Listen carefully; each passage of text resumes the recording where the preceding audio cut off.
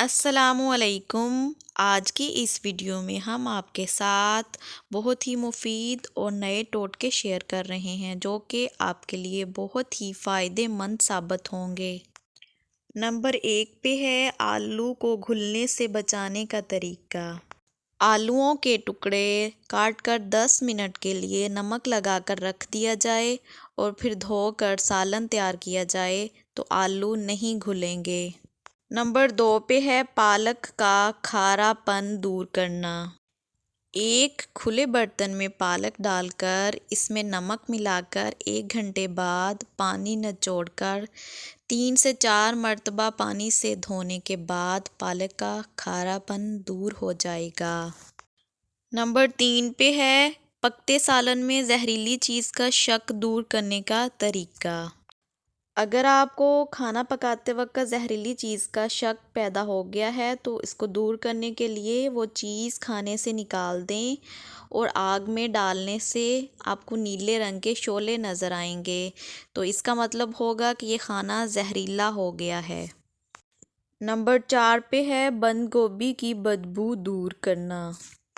بند گوبھی کو ابالتے وقت اس میں سرکہ ڈال دیا جائے تو بند گوبھی کی بدبو دور ہو جاتی ہے۔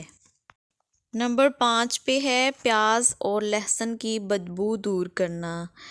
پیاز اور لہسن کی بدبو دور کرنے کے لیے ہاتھوں کو آٹے سے مل کر اور پھر نمک سے مل کر دھوئیں تو بدبو ختم ہو جائے گی۔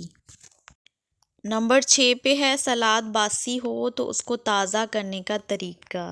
اگر سلاد باسی ہے تو اس کو تازہ کرنے کے لیے آپ ایک پیالے میں ٹھنڈا پانی اور 1 چائے کا چمچ لیموں کا رس ملا کر آدھا گھنٹہ باسی سلاد اس میں ڈبو دیں اور پھر پانی پھینک دیں اور تازہ سلاد استعمال کریں۔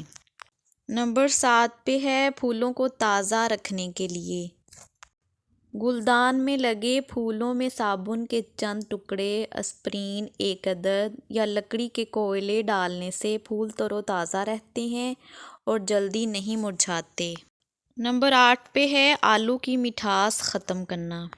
آلو زیادہ تر موسم گرما میں میٹھے ملتے ہیں، اس لیے آلوؤں کو کاٹ کر ان میں نمک، لہسن اور سرکہ لگا کر رکھ دیا جائے اور آدھے گھنٹے بعد سالن پکایا جائے تو نہ صرف سالن مزیدار ہوگا بلکہ ان کی مٹھاس بھی ختم ہو جائے گی۔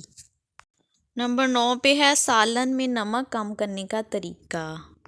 کچا آلو لے کر ہنڈیا میں گھمانے کے 10 منٹ کے بعد آلو ہنڈیا سے نکال دیں تو آلو تمام نمک جذب کر لے گا۔ نمبر 10 پہ ہے کپڑوں سے کیچپ کے داغ ختم کرنا۔ کپڑوں سے کیچپ کے داغ ختم کرنے کے لیے آپ کارن فلور کا پیسٹ بنائیں اور کپڑے پر لگا کر اسے صاف کریں تو یہ آسانی سے صاف ہو جائے گا۔ ویڈیو کو لائک، شیئر اور سبسکرائب کریں۔ اللہ حافظ۔